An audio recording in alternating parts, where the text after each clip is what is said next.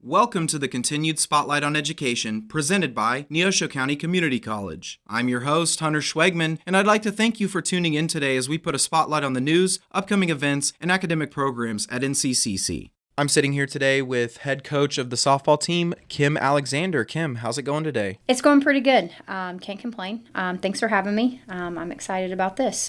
To give a little background to our listeners on who Coach Alexander is, she's entering her 14th season as the head coach here at Neosho County Community College. She has an overall record of 253 and 316. She graduated from Cleveland High School before coming to Labette, finally finishing up her career at Bacone. She was the Kansas Jayhawk Conference Coach of the Year in 2024, and she's joined on the coaching staff by assistant coach Matea Tanner, who's entering her second season. Give us a little bit of background on her and what she kind of brings to the coaching staff. So background, she actually played at Coffeyville. So she kind of played within the conference, and then she finished up and she actually went and played Division I in Louisiana. So she brings so much to this team. She has a ton of knowledge. She has a ton of passion. She loves and she cares for each and every one of these players. And honestly, our success comes from her. So I'm so excited to have her. Again, she does a lot for not only me, she does a lot for this team and the school. And I'm excited to just watch her grow. Watching her grow each season has been a joy to watch. And I know she's going to do big things. In 2024, the Panthers went 39-16 overall with a 18-4 conference record. They landed 10 players on the All-Jayhawk Conference list, and they were the Region 6 semifinalists. Coach, looking back on the 2024 season, how would you kind of describe how that season went, or maybe what was the storyline of last year? It went well. Obviously, we didn't finish where we wanted to finish, but we had a lot of things that went in our direction. We met and achieved a lot of our goals. We had a lot of our girls achieve awards. Our team chemistry was really good. We had very good leadership. We had some of our girls go on to the next level, which is always great. Some chose not to just continue on with their career, which again is very great in that. So, last year's season, it was fun. They were a great group of girls to be around. And like I said, we accomplished a lot of good things. We didn't get all the way where we wanted to go, but the season itself was a very good season. I do believe that it was a very successful season. Yeah, you mentioned that there were some of the goals that you had set out for your team last year that you weren't able to achieve. So what are some of those goals, and do you have those set out again this year, and how do you plan to achieve them? We did fall short last year and fell short a couple of years of not going to nationals. So, that's a big goal. Going to nationals, making sure we get there. And I will tell you that the sophomores this year, falling short last year, it kind of punched them in the stomach, and they knew what they needed to do to get there this year. So making sure we achieve those is our off season was very tough. Our fall season was very tough. Hit the weight room, making sure we do what we need to do on that aspect of it all. Some other goals are making sure that, we're playing as a team. These girls learn life lessons, making sure they get and reach not only their goal of softball, but academically, where they're wanting to go next year, making sure they get there, making sure that they do what they need to do in the classroom, striving to be academically, great. You mentioned your sophomores who really put in the work coming back for their second season here, and you've got 11 of those sophomores returning from last year, including 8 different players who played a significant time. That includes Brynlee Bancroft, Addison Bloodgood, Audrey Dewey, Asia Hauk, Paige Hutzel, Ansley Morris, Camry Naff, Molly Proper, Eleanor Reich, Brynlee Solano, and Emma West. We know that turnover is a huge deal within junior college sports, so how important is it for you guys to bring back so many players to carry over like a culture and experience into this season? That is one thing we thrive on, is our culture. We want to make sure that we have a good culture, and that does go with our sophomores. They buy into what they need to do, and then they pass it on to your freshmen, and that's exactly what the sophomores last year did. They did a very good job of continuing the culture that we wanted and passing it on to the freshmen. Now, those freshmen or sophomores this year, they so far are doing a very good job of making sure our team culture is where it needs to be. It helps having depth, so that does help having 11 girls coming back to kind of set where we need to go, and so that helps out a lot. So Looking at some of the pitching stats from last year, it looked like you guys only had 6 different pitchers that took the circle, but you did lose about 60% of those innings pitched during the offseason. Thankfully, the 4 returners that you do have, that was Paige Hutzel, Camry Naff, Eleanor Reich, and Brinley Solano, they put together a combined record of 13-5 and a combined whip of 1.45 across 50 total appearances for the 3. Can you talk a little bit about these 4 and how much different your pitching staff will look like this year? I'm excited about our pitching staff. They have really, really worked hard this offseason. They pitched against a lot of tough in our fall season. So watching them put the work in and doing things they need to be doing for this season has been absolutely amazing. With those 4, I do think they're going to bring a lot. Molly, she didn't pitch a lot for us last year, Molly Proper. She will more than likely see some innings this year. And then we have a freshman, Mackenzie Esco, as a freshman. She's injured right now, but hopefully she will come back and she will mix in very, very well with them. So with what we have, the speed, the spin, the up, the down, the in, and the out, I'm excited to see what they're going to do. They're going to pitch very, very well as a staff. But like I said, they put in the work. They've bought into a staff, which is huge. So I'm excited. On the other side of things, you guys did lose a lot of your offensive production during the offseason, but you do get back a trio of some of your best hitters. Emma West returns after a season where she posted a .394 average, an OPS of 1.039, 6 home runs, 49 RBIs, and 26 stolen bases. Ansley Morris had a .386 average, an OPS of 1410, 24 home runs, and 65 RBIs, and Brinley Bancroft averaged .370 with an OPS of 1309, adding on 22 home runs, 55 RBIs, and 14 stolen bases. Can you talk a little bit about these 3 and how important they will be to your offensive success this year? They are going to be very important. Those 3 are amazing kids. Again, they work hard. They know kind of where they saw and ended last year, and they ended pretty well. So, making sure they get to where they need to be this year, I definitely think they'll be able to do it. So, and realistically, you can mix them in a little bit more in our lineup because within our lineup this year, we're going to have some more power coming in, but we also have a lot of speed this year. So we're going to have some lefties. We're going to have some slappers. So being able to intermingle those 3 in with those, I think is going to be huge for us this year. With these 3, not only are they a great asset to the team, they are very good when it comes to like their leadership, basically kind of show what we need for, our offense. All 3 of them bring something different. You have Ansley, that brings a lot of power. And then you have Emma that can not only hit, but she can run, she can bunt, she can steal. There's a lot there. And then you have Brinley Bancroft that kind of is in the middle. She has power, but at the same time, she has a little bit of speed. So, she kind of has a little bit of both as that as well. So putting them in the lineup is going to be fun to kind of figure out what they can do and how they basically can bring the lineup together. So excited to see what these 3 can do, and hopefully they can continue on that success and get done what they want to get done. Through practices in the fall season that you guys went through last semester, are there any other players that you see kind of ready to step up and take a role in the starting lineup? Yeah, I do. We have, a couple freshmen that are going to come in and do great for us, Favi and JC. They are from the left side. You have Favi that she can slap, she can hit, she can bunt. There's a lot that she can do there. JC, same way. She can do the exact same way. And JC's a go-getter. She, in outfield-wise, will do a lot for us as there. And then we have Addison Bloodgood. She is a sophomore, but she turned over to the left side, and she's bought into that. And that she's going to do great. And then Audrey Dewey, she stepped up, tremendous this year for us on the catching side. So I'm excited to see what they can do and what they're going to bring.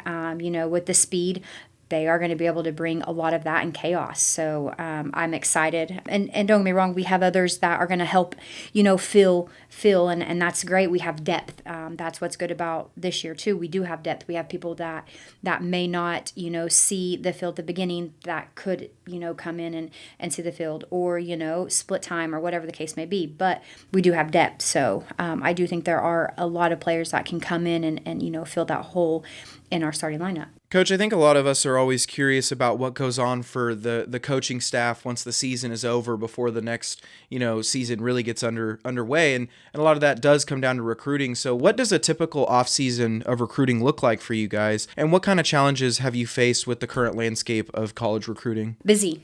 It's been a very busy offseason. Recruiting takes up a lot in the summer and then in the fall season. And then, the turnover rate with the JUCO is every single year. So, you could lose lose anywhere between 5, sometimes 10 kids. So trying to make sure that you bring in what you need, it does take a lot. This year, your team is rostering 6 different players from within Neosho County Community College's service area. That includes sophomores Brindley Bancroft and Camry Naff from Chanute, freshmen JC Costin and Marley Miller from Chanute, freshman Allison Burnett from Erie, and freshman Brenna Kohlmeyer from Garnett. There are also a few more players from just outside of our service area, but I want to ask you how important these players are in building, hometown culture for the program and bringing with them fans who can attend games regularly. Our local kids have been, a blessing. They come in and they bring a lot to the table. And yes, it always helps with the fan base because our games are, busy and they come. So the support and, all of that has been absolutely, amazing. I enjoy our local kids. They come in and they do what they need to do. So these last 2 years have been great, having the depth that we have, with our local kids, seeing their families, and not only seeing their families, you do get more because you get friends, and so they come to the games, and so it's kind of exciting. So it's very important. Going forward throughout the season, what are going to be the keys to your team's success, both on offense and defense? So the key to our offense, it's going to be knowing your role and executing that role, utilizing our strengths to benefit whatever our team needs in that moment. So basically knowing your role, what you need to do with that role, and making sure you execute that role on offense, whether it be, hitting, moving runners. Defense is going to be playing through pressure and staying calm with the mix of the chaos, making sure that when pressure situations happen, we can remain calm. We're going to have to make sure that we trust basically your teammates and make sure that we have their backs. Having leaders on the field, that can basically be our calmness. Our pitching staff is going to be key for us on defense. We talked a little bit about what the identity of last year's team was and what the kind of theme of that team was last year. But looking ahead to this season, what kind of identity or what do you want the story to be told about this season when it's all said and done? So with mental health being such a big topic, I want to, identify with our team with being resilient. I want them to never give up no matter what. When knocked down, make sure they get back up. When we play teams, I want them to know that we're not just going to lay down. We're going to fight until the very last out. Coach, how do you and Matea go about approaching player development off the field, including things like academics and community service? And are there any upcoming events or community involvement or any other charity work that the team is involved with either this season or in the off season? Basically, I do think that both are important. Academics are very, very important. They're very important to us. How to make sure that we stay on top of our academics is we do study hall, and then we also do a planner check and a grade check once a week. So they have to come in, they have to show us basically what their grades are so we can stay on top of their grades. This has helped us out the last few years, so it's been a great asset to that part of it. Community service, I do think is also very important. Get out in the community, let them help out with what they need to help out with. It's been great. We've done Awanas. We've gone out and we've helped, just do some housework outside of it, like try to help out with, gardens and things along those natures. Coming in the spring, we do some, we get out there. I know that with the middle schools, when they do their testing, we try to go out and, clap, high five them as they come in. The girls really, really like that. Well, Coach, I think that's all the questions I had for you. It was really nice to sit down and talk about the squad this year, and I'm looking forward to watching you guys play this year and looking forward and excited to see you go back to back on that Coach of the Year award. Well, thank you for having me. I'm glad we were able to sit down and do this. I'm excited for our season. I'm excited for the girls. I see a lot of good things happening for us this year. Hopefully you guys can come out, catch a game. Follow us on Twitter, follow us on Instagram, follow us on Facebook. Look on the website for a schedule because this is a fun group. We have fun when we get out there. We get after it. So hopefully the weather will be nice for you guys. But we added some new bleachers. That's going to be good for, for more seating for you guys to come out. Hopefully you guys can make a game. Always a doubleheader, so at least come watch one and then go from there. Thank you again. Have you considered a career in the medical field? Find your future today at Neosho County Community College. Become an expert in diagnostic imaging with our Diagnostic Medical Sonography program, or help improve the quality of life for patients with mental, physical, or emotional impairments through the Occupational Therapy Assistant program. Develop a passion for food service management through our Dietary Manager Program, or train to take an integral role in the surgical team through our Surgical Technology program. Whatever you're interested in, Neosho County Community College offers a wide variety of allied health programs, including health information technology, medical assistant, phlebotomy, healthcare coding, and more. Neosho County Community College has campuses in Chanute and Ottawa, with many classes offered online or in the evening. Visit neosho.edu/programs to learn more and find your healthcare career today. Show knows healthcare, show knows success. Next up on today's episode, I'm sitting down with head track and field coach Trey Bruton to talk a little bit about the upcoming spring track season. Coach, thanks for coming on today, and how's it going? Hey, thanks for having me. Things are going well. Been busy, but doing really well. I'd like to give the listeners a little bit of background on you. So Trey is now entering his 5th season at the helm of the track and field program here at Neosho County Community College. He hails from Meriden, Kansas, and went on to run track and field at Southwestern College in Winfield, where he was a 6-time NAIA national qualifier and a academic All-American in 2014. He earned his master's from Western Illinois University before moving on to coach at McMurray College in Jacksonville, Illinois, and then he spent 3.5 years at Southwestern Community College in Creston, Iowa. Coach, I know that's a lot to list off real quick, but is there anything else you'd like people to know about you before we get into this episode? I think that covers most of it. Just passionate about the sport and enjoy being able to kind of give back to the kids some of what I was given from my coaches and stuff in college. Bruton is joined on the coaching staff by assistant coaches Isaiah Williams, who enters his first season, and Jessica Beatty, who enters her second, alongside volunteer assistant coach Bryson Ellis entering his 3rd year. Coach, just give me a little bit of background on these three and what they kind of bring to the table in terms of athlete development.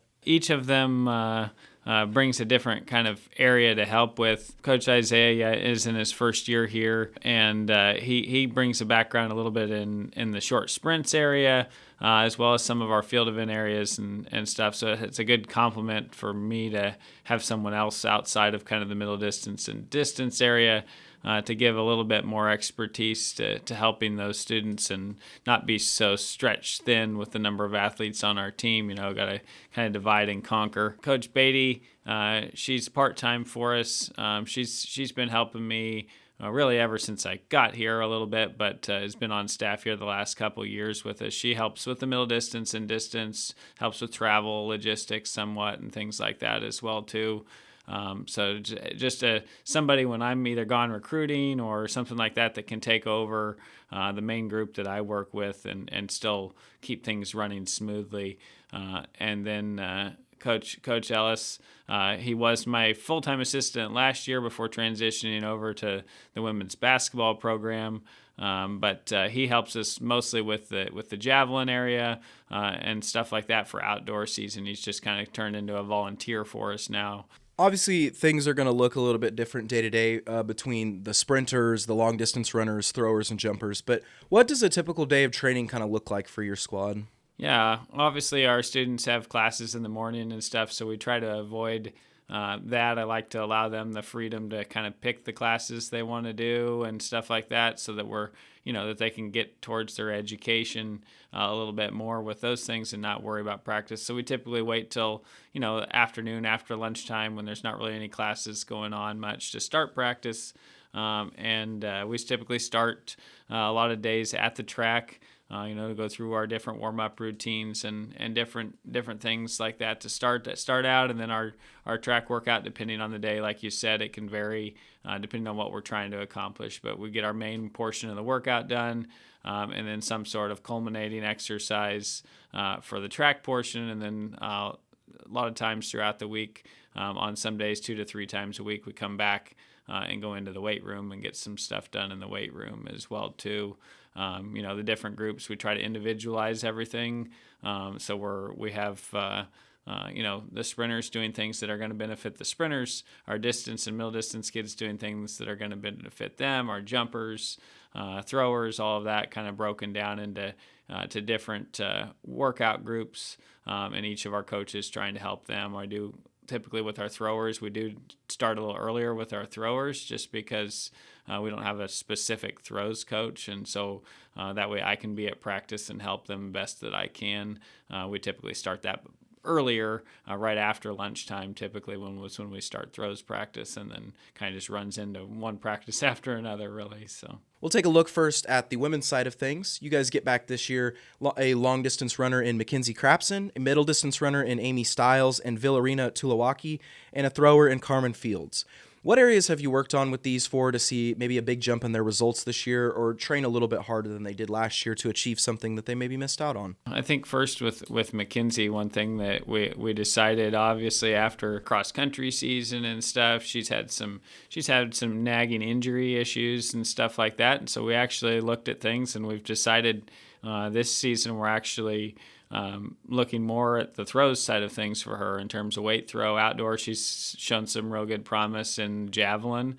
So, indoor, they don't really have events for javelin and stuff like that. So they typically just teach the kids how to either throw the shot put or weight throw. And she's been getting a lot better each week in terms of the weight throw. So kind of changed directions for her on that just because of the injury issues. We wanted to try to, not have any major long-term issues for her, but also just give her the chance to be able to compete, in something and be able to enjoy what she's doing. So it kind of made a switch there for her. And that's, I think, for her mindset and everything, that's really been positive for her. Amy, she came in essentially kind of a long sprinter. Slowly, we've transitioned to more the middle distance side of things, kind of pushed her up a little bit. And she did really well in the cross country season to see a lot of progress. I have a lot of my long sprinters and middle distance runners do cross country.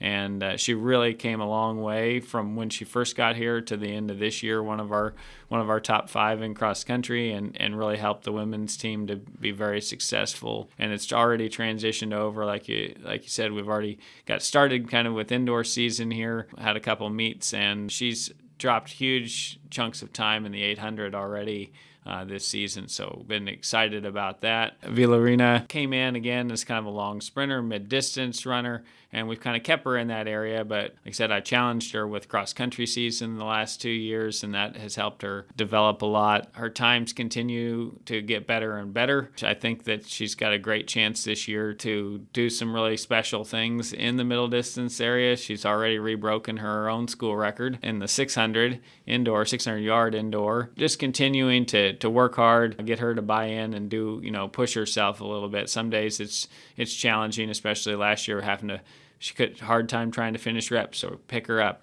get her to get going and everything. So Coach Beatty's done a good job with the ladies as well too, of helping them to kind of push them a little bit more. Carmen, on the throws side of things, last year she ran cross country for us her freshman year, and then this fall she trained with us, but we decided to focus a little bit more in the fall on some of her throwing events in terms of like discus and stuff, so that she could be a little bit more prepared when we hit outdoor season, because that's our main events, the discus. So that's already paid off for her indoor. Just in the first meet that she got to compete in, she already PR'd by over a meter from her weight throw indoor from last year. So we're really excited to see how that continues to develop for her, and how well she can really do this spring in the track season. So indoor, and then especially outdoor once we get to her main event, like I said, discus. Flipping over to the men's side, you guys get back middle distance runners Tristan Hickman and Hunter Hill, as well as sprinters Raphael Bruce Smith,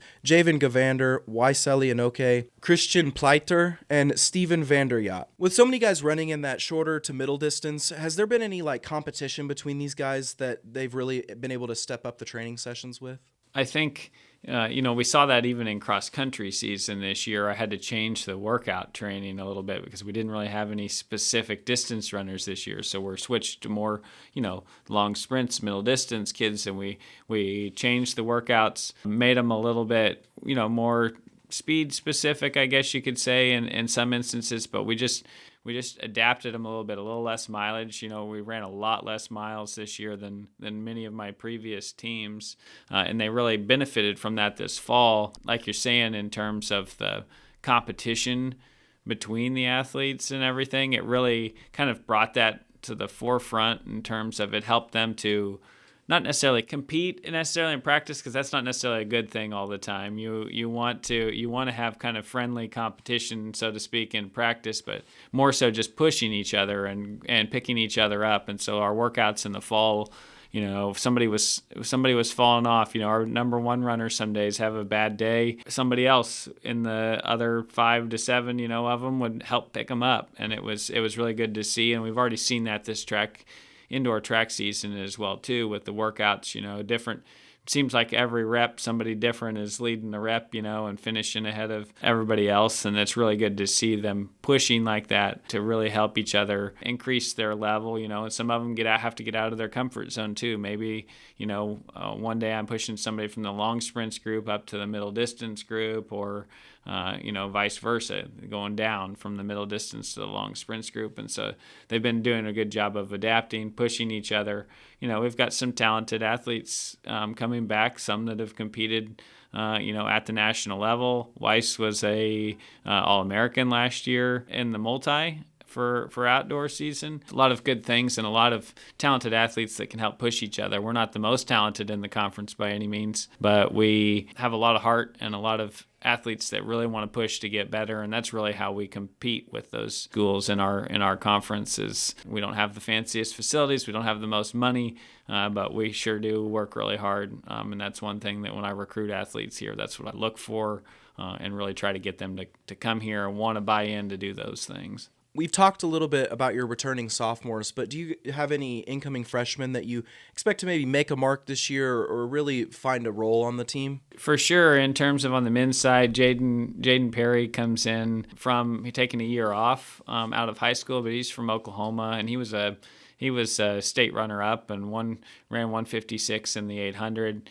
So that middle distance group, he really brings in some ability there, along with some of our new freshmen from around the area, some other countries. I got Noah Laird from England. He is not got a lot of experience with track and field and cross country, but he already showed in cross country. At the national championships, he ended up our number one runner, and I think track is his better event anyway. So I'm really excited to see where that goes for him this year. I think on the men's side there anyway, our men's 4x8 team with some of those freshmen and some of our returners like Tristan and Stefan and those guys, I think that we can really have a shot at, the 4x8 maybe going to nationals again. We've been there the last 3 years with our 4x8 team. So I'm excited about that on the men's side. The women's side, we've got again, a lot of new freshmen that are somewhat inexperienced a little bit that bring a lot of potential to be successful. So we call her Mela. She's from Fiji, but Melania, she's very talented in the middle distance area as well. 400, the 800. She's been in Fiji. She's kind of won some of their championships and stuff like that over there. And so she's a freshman, one of our Oceania athletes, and really had a good cross season and has already shown this track season to be doing really well in track and helping us again try to get those relays qualified, the 4x4, 4x8, go to nationals in those areas. Rhea, she has come in. She's from Grenada. And she's a long hurdler, but can also do really well with the 400.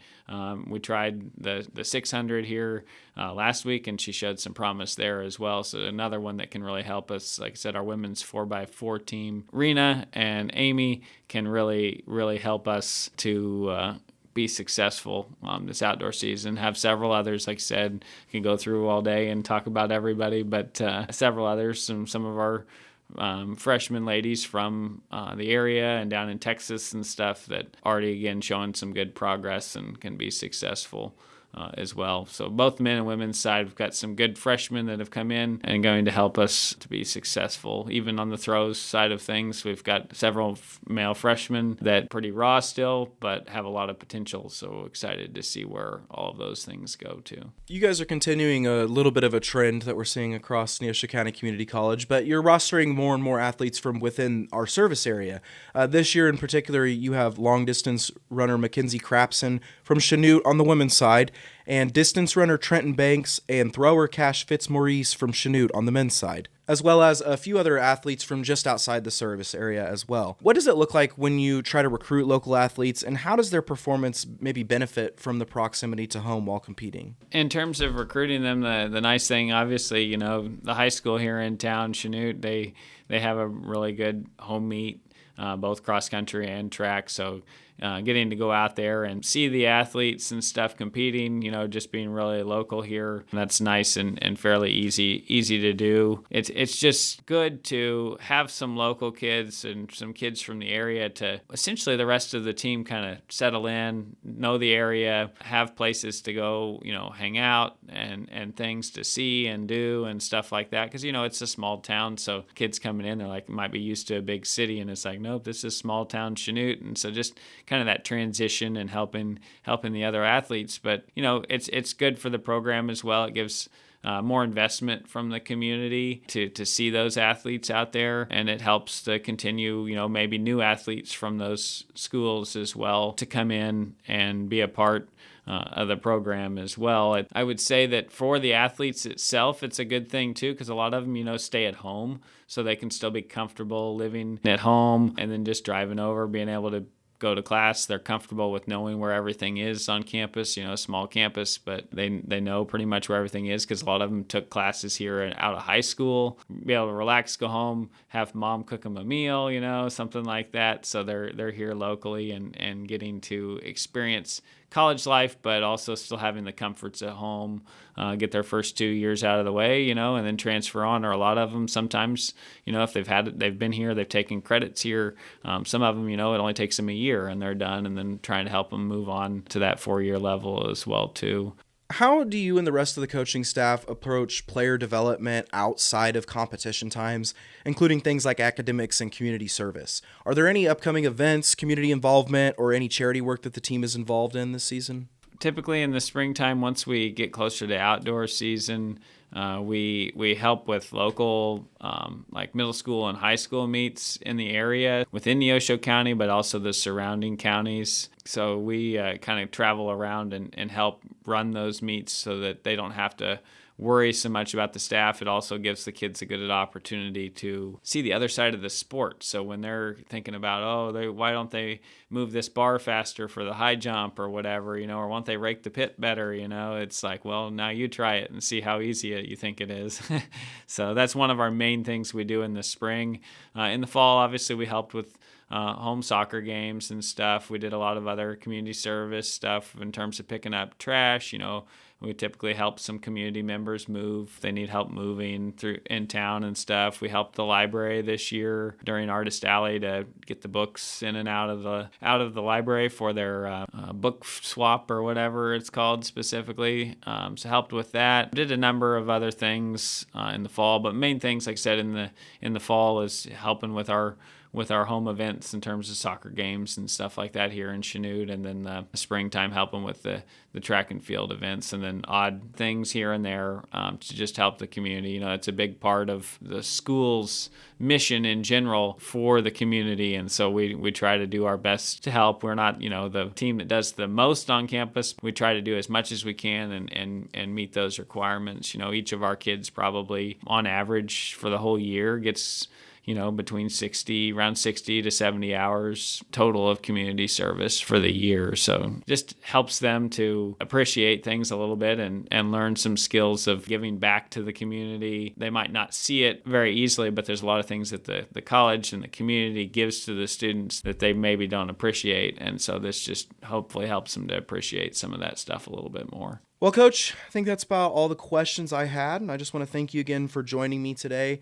to talk about the track and field program, and I wish you guys good luck this season. Yes, thank you. Thanks for having me on. The Panthers opened the indoor track and field season on January 18th at Northwest Missouri State University, and they'll wrap the season up March 7th and 8th with the NJCAA Indoor Track and Field Championships in Lubbock, Texas. The outdoor track and field season kicks off the following weekend when NCCC heads to Coffeyville Community College for the Early Bird Invitational. To find rosters, schedules, statistics, and more, visit goneosho.com. That concludes this week's episode of the Continued Spotlight on Education presented by Neosho County Community College. My name is Huntyr Schwegman, and I'd like to thank you all again for tuning in today. Don't forget to come back next week as we highlight another amazing aspect of Neosho County Community College, and visit neosho.edu for more information and to enroll at NCCC. Go Show!